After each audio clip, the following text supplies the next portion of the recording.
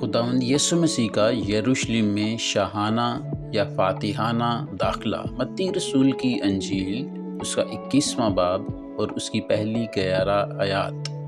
اور جب وہ یروشلم کے نزدیک پہنچے اور زیتون کے پہاڑ پر بیت فیگے کے پاس آئے تو یسوع نے 2 شاگردوں کو یہ کہہ کر بھیجا کہ اپنے سامنے کے گاؤں میں جاؤ، وہاں پہنچتے ہی ایک گدھی بندھی ہوئی اور اس کے ساتھ بچہ پاؤ گے، انہیں کھول کر میرے پاس لے آؤ۔ اور اگر کوئی تم سے کچھ کہے تو کہنا کہ خداوند کو ان کی ضرورت ہے، وہ فی الفور انہیں بھیج دے گا۔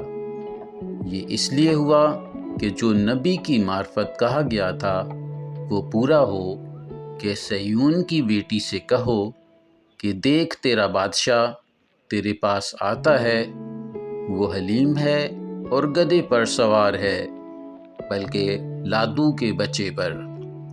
پس شاگردوں نے جا کر جیسا یسوع نے ان کو حکم دیا تھا ویسا ہی کیا، اور گدھی اور بچے کو لا کر اپنے کپڑے ان پر ڈالے اور وہ ان پر بیٹھ گیا۔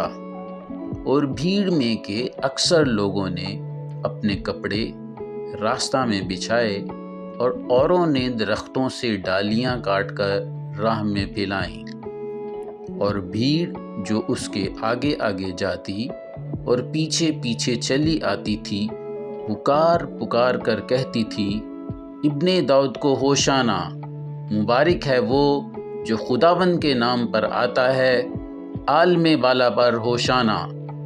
اور جب وہ یروشلم میں داخل ہوا تو سارے شہر میں ہلچل پڑ گئی اور لوگ کہنے لگے، یہ کون ہے؟ بھیڑ کے لوگوں نے کہا، یہ گلیل کے ناصرت کا نبی یسوع ہے۔ کلام اقدس کے وسیلہ سے آپ سب کو کثرت سے برکت ملے، آمین۔